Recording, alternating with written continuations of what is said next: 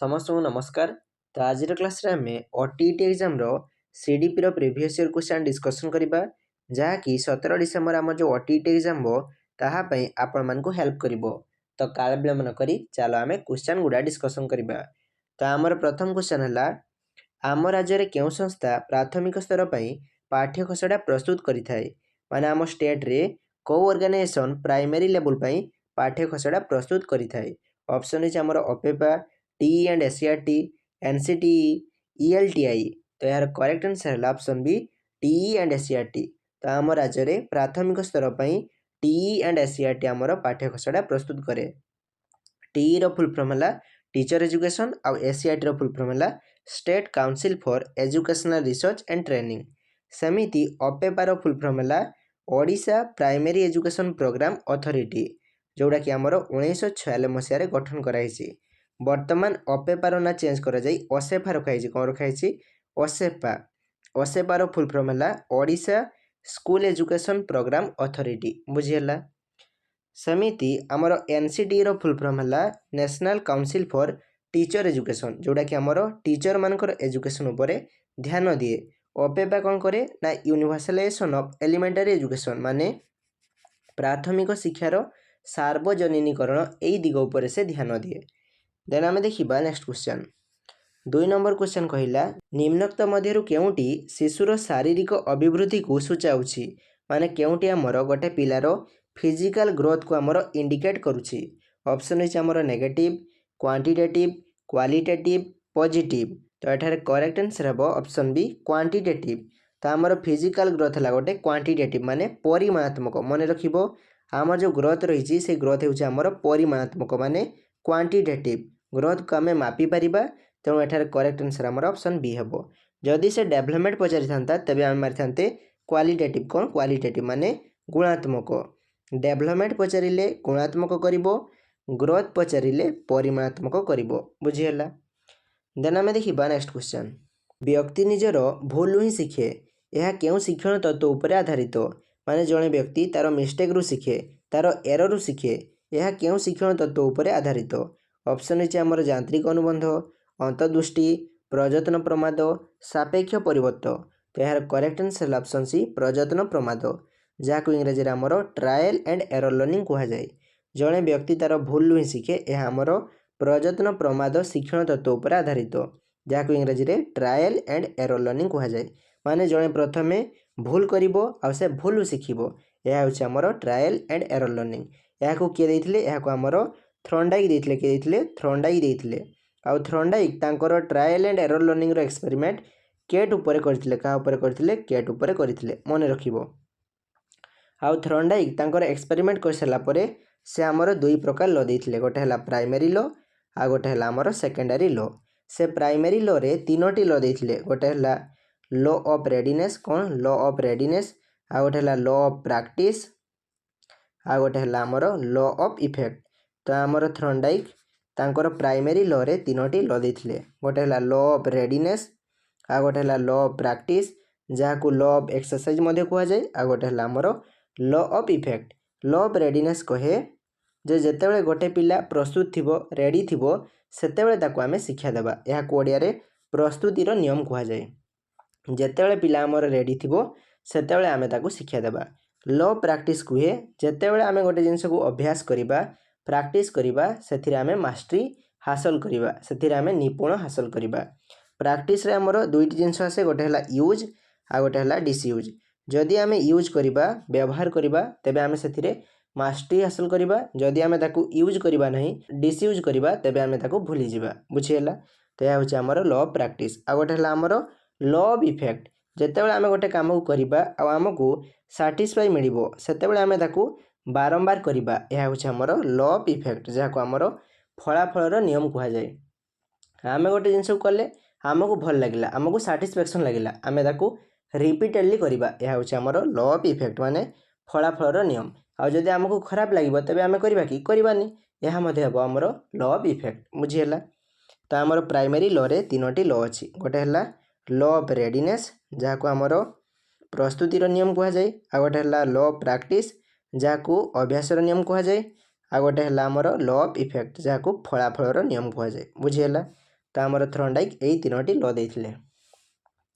सेमिति आम जो यांत्रिक अनुबंध अच्छी ताको इंग्रजी आमर ऑपरेंट कंडीशनिंग कह जाए। कौन कह जाए? ऑपरेंट कंडीशनिंग कह जाए। यहाँ किए देइथिले? यहाँ आमर बीएफ स्किनर देइथिले। किए देइथिले? बीएफ स्किनर देइथिले। आ बीएफ स्किनर तांकर एक्सपेरिमेंट रेड ऊपर करथिले, माने मूषा ऊपर करथिले, मन रखिबो। सेमिति अंतर्दृष्टि को आमर इनसाइटफुल लर्निंग कह जाए। जहाँ किए देइथिले? जहाँ देइथिले आमर कहलर। किए देइथिले? कहलर देइथिले। आ कहलर तांकर एक्सपेरिमेंट चिंपांजी ऊपर करथिले। का ऊपर करथिले? सिंपांजी ऊपर करथिले। आ तार ना थिला सुल्तान। कौन थिला? सुल्तान, मन रखिबो। सिंपांजीर ना थिला सुल्तान। बुझीगला? सेमिति आ गोटे अछि हमर क्लासिकल कंडीशनिंग। क्लासिकल कंडीशनिंग को ओडिया रे हमर सापेक्ष परिवर्तन कह जाए।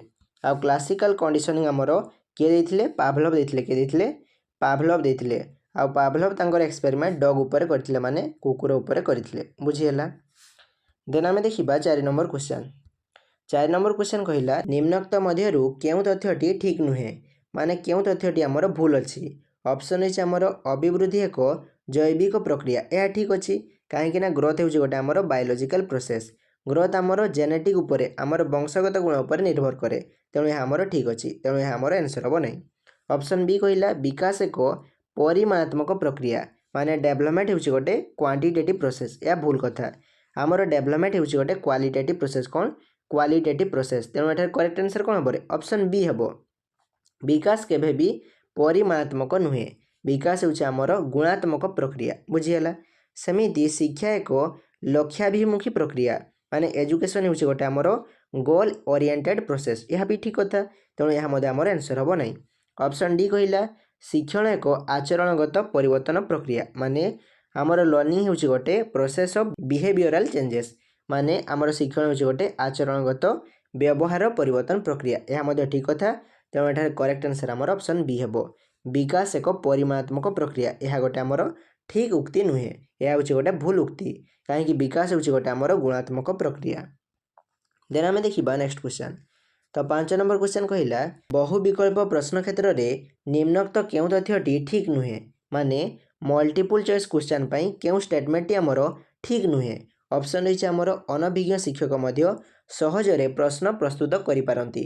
यह भूल कथा। केबे भी अनभिज्ञ शिक्षक माने इनएक्सपीरियंस टीचर हमर क्वेश्चन तैयारी करि पारंती नहीं, काहेकि ना हमर मल्टीपल चॉइस क्वेश्चन रे 4टी ऑप्शन थाए। 4टी ऑप्शन रो गोटे आंसर थाए, आ बाकी 3टी हमर डिस्ट्रैक्टर थाए। एई जो 3टी ऑप्शन थाए, एई 3टी ऑप्शन आंसर सहित पूरा पाखापाखी मैचिंग थाए। तमे जानि परिबोनी कोउटी हमर आंसर, तुमको कन्फ्यूज लागिबो। तेणु यही प्रकार क्वेश्चन तैयारी करिया पई बहुत परिश्रम लागे। आ एई क्वेश्चन को हमर अनभिज्ञ शिक्षक तैयारी करि पारंती नहीं। तेणु एठार करेक्ट आंसर हमर ऑप्शन ए हबो। ऑप्शन बी कहूछि समस्त विकल्प उत्तर संभव मने हुए। तमे भी देखुथिबो जो 4टी ऑप्शन थाए, 4टी ऑप्शन लगे तुमको सबगुडा ठीक अछि, किंतु सबगुडा हमर ठीक न थाए। तेणु हमर ऑप्शन बी हबो नाही।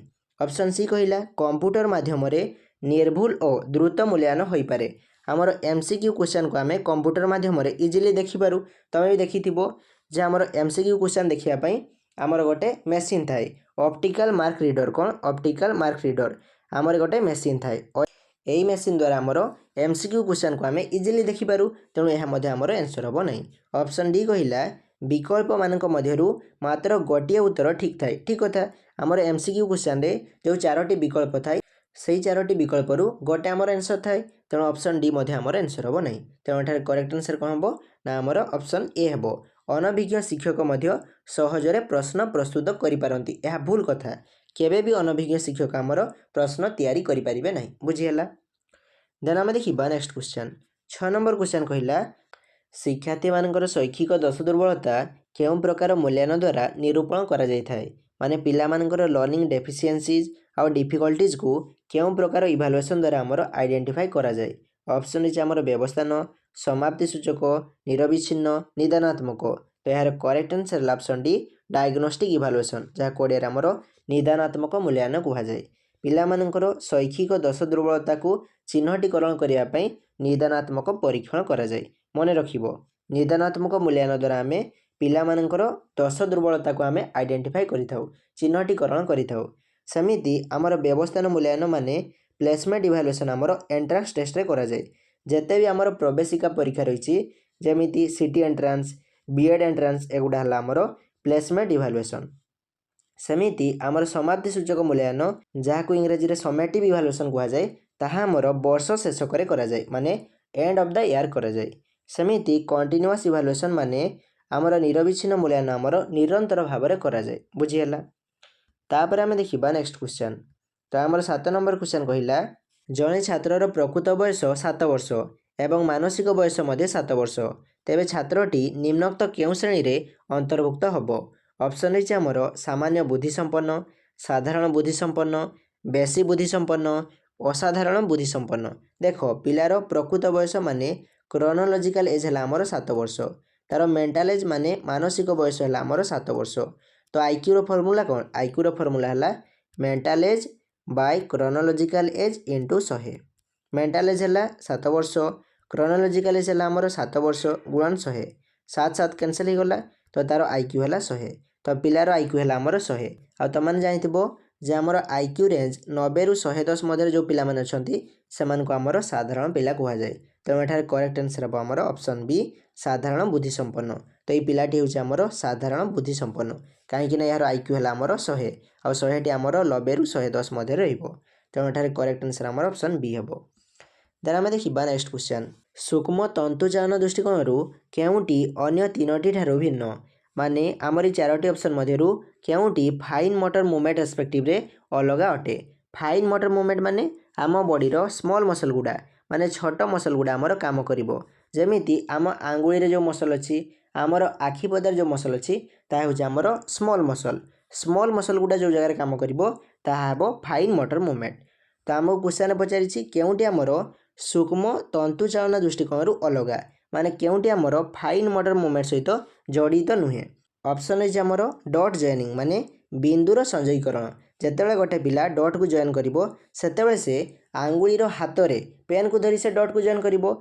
तो से कौन है ना आमर आंगुलीर मसल काम कला। आंगुलीर मसल होची आमर स्मॉल मसल तेणु यह आमर गोटे फाइन मोटर मूवमेंट तेणु यह आमर आंसर हम नहीं। ऑप्शन बी कहला डिक्टेशन। डिक्टेशन माने श्रुत लिखन गोटे पिला शुणिकी लिखिबो। जेतेबाला पिला लिखिबो सेतेबाला से आंगुली रे लिखिबो। आंगुलीर मसल है आमर स्मॉल मसल तो यह आमर गोटे फाइन मोटर मूवमेंट तेणु यह आमर आंसर हम नहीं। ऑप्शन सी कहला हैंड राइटिंग माने हस्ताक्षर लिखन पिला हस्ताक्षर लिखिबो आंगुली रे लिखिबो। आंगुलीर मसल आमर स्मॉल मसल तेणु यह आमर गोटे फाइन मोटर मूवमेंट तेणु एठार करेक्ट आंसर हम आमर option D separation of fruits and vegetable माने फल आउ पनीपरिया को पृथकीकरण। यही जगार पिलार आमर बड़ मसल गुड़ा काम करे तेणु यह आमर गोटे ग्रॉस मोटर मूवमेंट। कौन? ग्रॉस मोटर मूवमेंट तेणु एठार करेक्ट आंसर आमर ऑप्शन डी हम। बुझीगला। यही जो 3टी ऑप्शन अच्छी गोटे है बिंदु संजयीकरण, श्रुत लिखन, हस्ताक्षर लिखन। यही जगार आमर स्मॉल मसल माने आमर छोट मसल गुड़ा काम करुछि तेणु एगुड़ा है आमर फाइन मोटर मूवमेंट। बुझीगला। देन आम देखा नेक्स्ट क्वेश्चन। 9 नंबर क्वेश्चन कहला प्राक प्राथमिक शिक्षा क्षेत्र में एक समय अक्षर लिखा और बड़ पार्टी पढ़ा उपर गुरुत्व दि जाए यह क्यों शिक्षण तत्व उपर आधारित। तो आमर प्री प्राइमरी स्टेज रे गोटे पिला एका सांगरे पढ़े आउ लेखे यह आमर क्यों शिक्षण तत्व उपर आधारित। ऑप्शन रही आमर प्रयत्न प्रमाद, अनुबंध, अंतदृष्टि, अनुकरण। तो यह करेक्ट आंसर हम ऑप्शन डी अनुबंध जहाँ इंग्रजी आमर कंडीशनिंग कहुए। जितेबाला गोटे पिला लेखिब आ पढ़िब दुईटा जिनस करिवो सेतेबाला आमर लेखिबा और पढ़िबा ऊपर आमर गोटे बैलेंस रुहे तेणु एठार करेक्ट आंसर आमर ऑप्शन बी हेबो अनुबंध माने कंडीशनिंग। तापर आमे देखिबा नेक्स्ट क्वेश्चन। तो आमर 10 नंबर क्वेश्चन कहला प्रश्नपत्र नक्शा प्रस्तुति समय रे निम्नोक्त मध्यरु काहाकू विचार को निया जाय नहीं माने आमर क्वेश्चन जेतेबेले ब्लूप्रिंट तैयारी करा जाय सेतेबेले काहाकू विचार को निया जाय नहीं। ऑप्शन रही आमर प्रसंग, शैक्षिक उद्देश्य, प्रश्नर प्रकार भेद, शिक्षादान समय। तो देखो जितेबाला ब्लूप्रिंट तैयारी करा जाय सेतेबेले प्रसंग माने टॉपिक को आमर विचार को निया जाय तेणु यह आमर आंसर हम नहीं। सेमिति शैक्षिक उद्देश्य माने इंस्ट्रक्शनल ऑब्जेक्टिव को मध्य आमर विचार को निया जाय तेणु यह आमर आंसर हम नहीं। सेमिति ब्लूप्रिंट तैयारी कला बेले प्रश्नर प्रकार भेद माने क्वेश्चन टाइप को मध्य आमर विचार को निया जाय तेणु एठार करेक्ट आंसर आमर ऑप्शन डी हेबो। शिक्षादान समय माने टीचिंग टाइम आमर ब्लूप्रिंट तैयारी कला बेले शिक्षादान समय को आमर विचार को निया जाय नहीं। बुझीगला। देन आमे देखिबा नेक्स्ट नंबर क्वेश्चन। तो आमर 11 नंबर क्वेश्चन कहला मनोविज्ञान हेउछि माने साइकोलॉजी कौन। ऑप्शन रही आमर आत्मा संपर्कीय विज्ञान, मन संपर्कीय विज्ञान, चेतना संपर्कीय विज्ञान, आचरण संपर्कीय विज्ञान। तो एठार करेक्ट आंसर हम ऑप्शन डी आचरण संपर्कीय विज्ञान। तो आमर मनोविज्ञान है आचरण संपर्कीय विज्ञान माने science of behaviour. Behaviour science है आमर साइकोलॉजी। देन आम देखा नेक्स्ट क्वेश्चन केउटी अभिप्रेरणार उपादान नुहे माने केउटी आमर मोटिवेशन गोटे फैक्टर नुहे। ऑप्शन है आमर पुरस्कार प्रोत्साहन प्रशंसा अभ्यासीकरण। तो यहाँ करेक्ट आंसर हम ऑप्शन डी अभ्यासीकरण। यह आमर अभिप्रेरणार उपादान नुहे। पुरस्कार प्रोत्साहन प्रशंसा एगुड़ा गोटे गोटे है आमर मोटिवेशन फैक्टर बुझीगला। सेमिति आमर मोटिवेशन माने अभिप्रेरणा होउछि दुई प्रकार। गोटे है अंत अभिप्रेरणा कौन अंत अभिप्रेरणा जहाँ इंग्रजी आमर इंट्रिंसिक मोटिवेशन कह जाए। सेमिति आ गोटे है आमर बाह्य अभिप्रेरणा जहाँ इंग्रजी आमर एक्सट्रिंसिक मोटिवेशन कह जाए। जो मोटिवेशन आमर भितर आसे आमर अंतरु आसे ताकू कह जाए इंट्रिंसिक मोटिवेशन। सेमिति जो मोटिवेशन आमर बाहर आसे जदि आमको कहीं मोटिवेट करुछंती ताकू कह बाह्य अभिप्रेरणा। एग्जांपल है प्राइज कौन प्राइज प्राइज प्रशंसा एगुड़ा गोटे गोटे है आमर बाह्य अभिप्रेरणा। सेमिति आम भितर जो आग्रह रही गोटे आमर अंत अभिप्रेरणा बुझीगला। तो आमर मोटिवेशन दुई प्रकार रही। देन आम देखा नेक्स्ट क्वेश्चन 13 नंबर क्वेश्चन कहला 2 ରୁ 6 वर्ष पर्यंत अवस्था को कौन कह जाए माने 2 ରୁ 6 वर्ष पर्यंत जो आमर अवस्था रही ताकू कौन कह जाए। ऑप्शन रही आमर आद्य बाल्यावस्था शैशव अवस्था प्रांत बाल्यावस्था प्राक कैशोर अवस्था। तो यहाँ करेक्ट आंसर हम ऑप्शन ए आद्य बाल्यावस्था। तो आमर 2 ରୁ 6 वर्ष बयस को आमर प्री चाइल्डहुड माने आद्य बाल्यावस्था कह जाए। सेमिति जन्म रू 2 वर्ष को आमर इन्फेन्सी माने शैशव अवस्था कह जाए। सेमिति 6 ରୁ 12 वर्ष को आमर परवर्ती बाल्यावस्था कह जाए माने लेटर चाइल्डहुड कह जाए। सेमिति 12-13 वर्ष रु 14-15 वर्ष को आमर प्री एडोलसेंस माने प्राक कैशोर अवस्था कह जाए बुझीगला। देन आम देखा नेक्स्ट क्वेश्चन 14 नंबर क्वेश्चन कहला निम्नोक्त केउं पद्धति द्वारा शिक्षक शिक्षार्थी मानकर गोष्ठीगत आचरण को अध्ययन करती माने गोटे पिला गोष्ठी रे ग्रुप रे केमिति बिहेव करुछि तार आचरण को शिक्षक केमिति अध्ययन करती। ऑप्शन है आमर साक्षात्कार संग परीक्षण व्यक्ति अध्ययन पर्यवेक्षण। तो यहाँ करेक्ट आंसर हम ऑप्शन डी पर्यवेक्षण। तो आमर शिक्षक पर्यवेक्षण करी माने ऑब्जर्वेशन करी जानि पारंती जे जने शिक्षार्थी गोटे पिला गोष्ठी रे केमिति बिहेव करुछि पिलामानक सह से केमिति मिसुछि केमिति से आचरण करुछि। तो यहाँ करेक्ट आंसर आमर ऑप्शन डी हेबो पर्यवेक्षण बुझीगला। देन आम देखा नेक्स्ट क्वेश्चन। तो आमर 15 नंबर क्वेश्चन कहला केउंटी शिशुर आवेग को सूचाए नहीं माने केउंटी आमर गोटे पिलार इमोशन नुहे। ऑप्शन है आमर आनंद दुख कौतूहल सहिष्णुता। तो यहाँ करेक्ट आंसर हम ऑप्शन डी सहिष्णुता। यह गोटे आमर आवेग नुहे यह हूँ गोटे एटीट्यूड माने मूल्यबोध जेहेतु सहिष्णुता हूँ गोटे एटीट्यूड तेणु यहाँ करेक्ट आंसर आमर ऑप्शन डी हेबो आनंद कौतूहल दुख एगुड़ा गोटे गोटे है आमर आवेग। आ मन रखिबो गोटे पिलार जन्मरू 3टी आवेग थाए गोटे है फियर जहाँ को ओडिया रे आमर भय कह जाए। आ गोटे है आमर एंगर कौन एंगर एंगर माने है क्रोध। आ गोटे है आमर लव लव माने है आमर स्नेह। यही 3टी आवेग गोटे पिला पाखे जन्मरू थाए। एक कथा किए कहिथिले एक कथा आमर वाटसन कहिथिले किए कहिथिले वाटसन कहिथिले। आ वाटसन को फादर ऑफ बिहेवियरिज्म कह जाए कौन कह जाए व्यवहारवादर जनक कह जाए बुझीगला। देन आम देखा नेक्स्ट क्वेश्चन 16 नंबर क्वेश्चन कहला शिशु निजे न खेली अन्यर खेल देखी आनंद उपभोग करने को क्यों प्रकार क्रीड़ा कह जाए माने गोटे पिला खेलुनी अन्यर खेल देखी से आनंदित होउछि तेबे ए प्रकार क्रीड़ा को कौन कह जाए। ऑप्शन है आमर सक्रिय मुक्त निष्क्रिय नियंत्रित। तो यहाँ करेक्ट आंसर हम ऑप्शन सी निष्क्रिय जहाँ इंग्रजी आमर नॉन पार्टिसिपेटरी कह जाए माने गोटे पिला जेहेतु गेम रे आमर पार्टिसिपेट करूनी तेणु यहाँ कह नॉन पार्टिसिपेटरी गेम माने निष्क्रिय क्रीड़ा बुझीगला। देन आम देखा नेक्स्ट क्वेश्चन 17 नंबर क्वेश्चन कहला केउंटी बौद्धिक विकासर उपादान नुहे माने केउंटी आमर इंटेलेक्चुअल डेवलपमेंट रो एलिमेंट नुहे। ऑप्शन है आमर सृजन शक्ति सहन शक्ति चिंतन शक्ति कल्पना शक्ति। तो यहाँ करेक्ट आंसर हम ऑप्शन बी सहन शक्ति जहाँ इंग्रजी आमर टॉलरेंस कह जाए। सहन शक्ति आमर बौद्धिक विकासर उपादान नुहे। सृजन शक्ति चिंतन शक्ति कल्पना शक्ति एगुड़ा है आमर बौद्धिक विकासर उपादान। बौद्धिक विकास माने आमर कॉग्निटिव डेवलपमेंट आमर माइंड सहित जड़ित आमर ब्रेन सहित जड़ित आमर क्रिएटिविटी थिंकिंग इमेजिनेशन एगुड़ा आमर ब्रेन सहित जड़ित तेणु एगुड़ा हम आमर बौद्धिक विकासर उपादान। तेणु यहाँ करेक्ट आंसर आमर ऑप्शन बी सहन शक्ति हम। सहन शक्ति आमर बौद्धिक विकासर उपादान नुहे। देन आम देखा नेक्स्ट क्वेश्चन मनर विश्लेषणात्मक और संश्लेषणात्मक सामर्थ्य को बुद्धि कह जाए यार प्रवक्ता किए माने एक आमर किए कही ऑप्शन इज आमर स्पियरमैन जॉन पियाजे गाल्टन टर्मेन तो यार correct answer option A Spearman तो आमर ये उक्ति आमर स्पियरमैन कही मनर विश्लेषणात्मक और संश्लेषणात्मक सामर्थ्य को आमर बुद्धि कहुए बुझीगला सेमती आमर स्पियरमैन 2 फैक्टर थ्योरी देते गोटे फैक्टर है आमर जी फैक्टर आ गोटे आमर एस फैक्टर बुझीगला देन आम देखा नेक्स्ट क्वेश्चन 19 नंबर क्वेश्चन कहला निम्नोक्त केउं श्रेणीर शिक्षार्थी स्वतंत्र गोष्ठी श्रेणीर अंतर्भुक्त नुहति माने कौ पिला आमर एक्सेप्शनल कैटेगरी रे जाए नहीं ऑप्शन इज आमर मंथर अनग्रसर साधारण प्रतिभाशाली तो यहाँ करेक्ट आंसर हम ऑप्शन सी साधारण तो आमर साधारण शिक्षार्थी स्वतंत्र गोष्ठी श्रेणी रे अंतर्भुक्त जाए नहीं तेरे आम देखा नेक्स्ट क्वेश्चन 20 नंबर क्वेश्चन कहला निम्नोक्त मध्यरु केउंटी पाठ्यपकरण व्यवहार उपयोगिता नुहे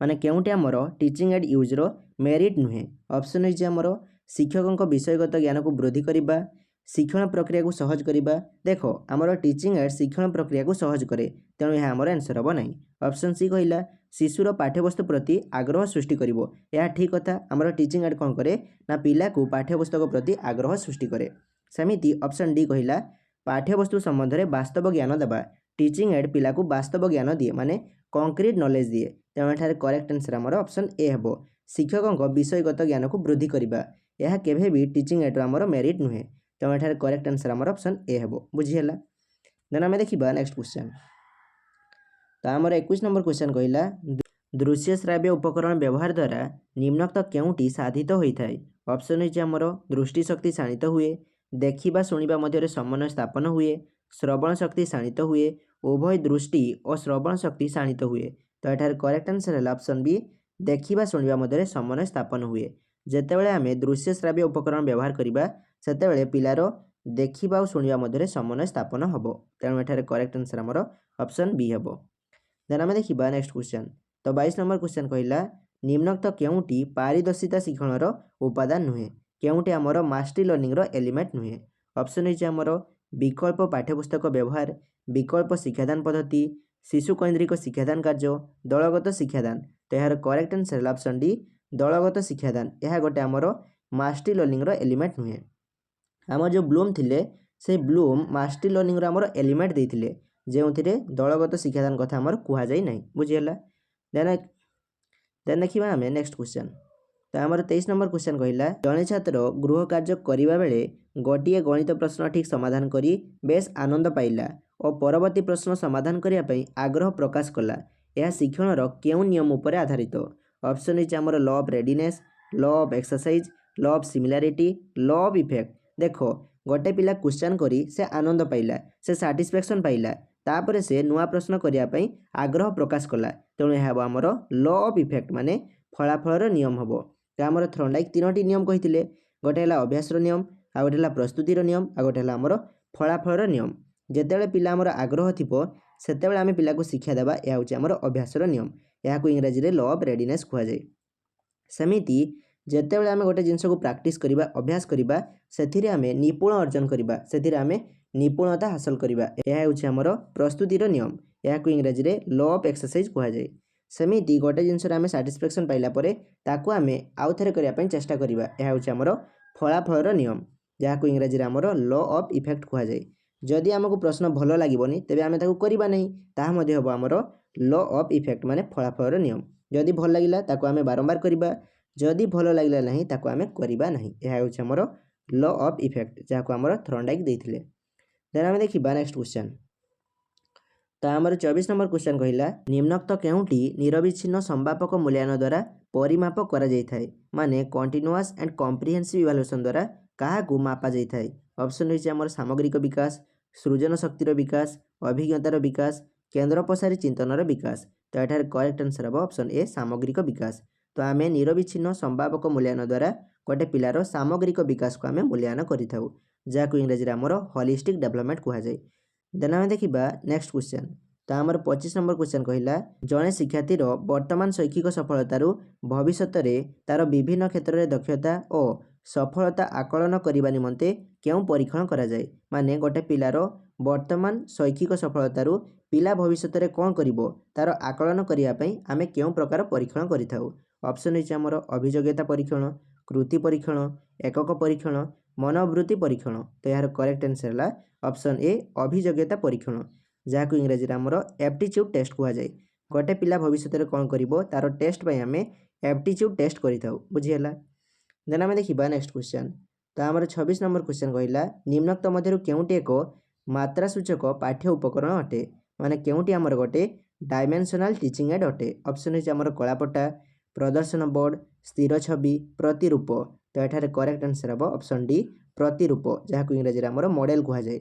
मॉडल हूँ गोटे आमर 3 डायमेंशनल टीचिंग एड, जिते कि black board, display board, still picture एगुड़ा गोटे गोटे है आमर 2D टीचिंग एड। कौन कौन गोटे 2 डायमेंशनल टीचिंग एड अटे।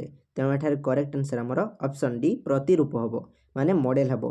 मॉडल हूँ गोटे आमर 3 डायमेंशनल टीचिंग एड। देन आम देखा नेक्स्ट क्वेश्चन।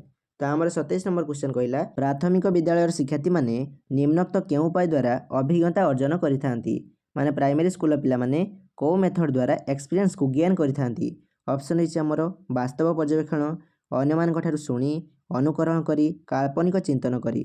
तो यहाँ करेक्ट आंसर हम ऑप्शन ए वास्तव पर्यवेक्षण। तो पिला माने कंक्रीट ऑब्जर्वेशन करी तांकर अभिज्ञता अर्जन करती। पिला माने कौन करेंगे ना से वास्तव जिनस को देखिए, छुईबे, तापर से अभिज्ञता अर्जन करेंगे। तो यहाँ करेक्ट आंसर आमर ऑप्शन ए हम। देन आम देखा नेक्स्ट क्वेश्चन। तो आमर 28 नंबर क्वेश्चन कहला निम्नोक्त केउटी कार्य पद्धति भित्तिक शिक्षण उपादान नुहे, माने केउटी आमर एक्टिविटी बेस्ड लर्निंग रो एलिमेंट नुहे। एक्टिविटी बेस्ड लर्निंग आमर चाइल्ड सेंट्रिक लर्निंग को आमर प्रमोट करे, माने शिक्षार्थी केंद्रिक शिक्षण को आमर प्रमोट करे। तो आम क्वेश्चन पचारि केउटी आमर एक्टिविटी बेस्ड लर्निंग रो एलिमेंट नुहे। ऑप्शन है आमर अर्थबोधक शिक्षण माने मीनिंगफुल लर्निंग, यह हूँ गोटे आमर एक्टिविटी बेस्ड लर्निंग रो गोटे एलिमेंट। तेणु आमर आंसर हम ना। ऑप्शन बी कहला अपेक्षाकृत स्थायी शिक्षण माने रिलेटिवली परमानेंट लर्निंग, यह हूँ गोटे आमर एक्टिविटी बेस्ड लर्निंग रो एलिमेंट। तेणु यह आमर आंसर हम ना। ऑप्शन डी कहला आमर आनंददायी शिक्षण माने प्लीजेंट लर्निंग, यह हूँ गोटे आमर एक्टिविटी बेस्ड लर्निंग रो एलिमेंट। तेणु यह आमर आंसर हम ना। तेणु यहाँ करेक्ट आंसर हम आमर ऑप्शन सी भेरी एक्टिव टीचर, माने शिक्षक खूब सक्रिय, यह आमर एक्टिविटी बेस्ड लर्निंग रो एलिमेंट नुहे। कहीं शिक्षक आमर सक्रिय रहिले हेबनी, पिला आमर सक्रिय रहिबा दरकार। तेणु यहाँ करेक्ट आंसर आमर ऑप्शन सी हम, बुझीगला। देन आम देखा नेक्स्ट क्वेश्चन। 29 नंबर क्वेश्चन कहला निम्नोक्त केउटी बहुश्रेणी शिक्षादान व्यवस्थार एक वैशिष्ट्य नुहे, माने केउटी आमर मल्टीग्रेड टीचिंग रो गोटे कैरेक्टरिस्टिक नुहे। ऑप्शन रहा जड़े शिक्षक एक समय एकाधिक श्रेणी में शिक्षादान करती, यह ठीक कथा। कहीं आमर मल्टीग्रेड टीचिंग रे जड़े शिक्षक गोटे समय एकाधिक श्रेणी को माने मल्टीग्रेड को आमर शिक्षादान करती। तेणु यह आमर आंसर हम ना। पचारि आमको केउटी वैशिष्ट्य नुहे, केउटी कैरेक्टरिस्टिक नुहे। तेणु ऑप्शन ए आमर आंसर हम ना। ऑप्शन बी कहला शिक्षक गोटे श्रेणी में पाठ दे अन्य श्रेणी में शिक्षादान करती, यह ठीक कथा। आमर मल्टीग्रेड टीचिंग रे जड़े शिक्षक गोटे क्लास पिला पाठ दे अन्य क्लास पिला पाठ पढ़ाती। तेणु यह आमर ठीक कथा, यह आमर आंसर हम ना। तापर ऑप्शन कहला शिक्षक क्रमान्वय गोटे पर गोटे श्रेणी में शिक्षादान करती, माने गोटे क्लास पर से आ गोटे क्लास को पाठ पढ़ाती, यह भूल कथा। मल्टीग्रेड टीचिंग रे शिक्षक एमती पढ़ाती नहीं। मोनोग्रेड टीचिंग रे माने एकक श्रेणी में शिक्षक एमती पढ़ाती, गोटे श्रेणी पर आ गोटे श्रेणी को पढ़ाती। तेणु यहाँ करेक्ट आंसर आमर ऑप्शन सी हम। सी आमर मोनोग्रेड टीचिंग को कहूँ। तेणु यहाँ करेक्ट आंसर आमर ऑप्शन सी हम। देन आम देखा नेक्स्ट क्वेश्चन। 30 नंबर क्वेश्चन कहला केउटी सृजनात्मक चिंतनर एक उपादान नुहे, माने केउटी आमर क्रिएटिव थिंकिंग रो कंपोनेंट नुहे। ऑप्शन है आमर divergent thinking, convergent thinking, flexible thinking, novel thinking. तो यहाँ करेक्ट आंसर हम option B convergent thinking. Convergent thinking माने केन्द्राभिमुखी चिंतन, यह आमर सृजनात्मक चिंतनर उपादान नुहे। मन रखिबो डाइवर्जेंट थिंकिंग माने गोटे प्रॉब्लम रो मल्टीपल सॉल्यूशन बाहर करिवो, गोटे प्रश्नर एकाधिक उत्तर बाहर करिवो, यह हूँ गोटे आमर सृजनात्मक चिंतनर गोटे उपादान। सेमिति नमनीय चिंतन माने फ्लेक्सिबल थिंकिंग, यह हूँ गोटे आमर सृजनात्मक चिंतनर उपादान।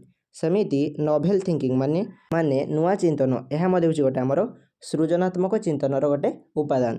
तेणु यहाँ करेक्ट आंसर हम ऑप्शन बी कन्वर्जेंट थिंकिंग माने केन्द्राभिमुखी चिंतन, बुझीगला। तो आज क्लास रे आम एतिक डिस्कसन करवा। तुम जदि बुझे कौन डाउट थी तेज कमेंट सेक्शन जानव। Thanks for watching. जय जगन्नाथ।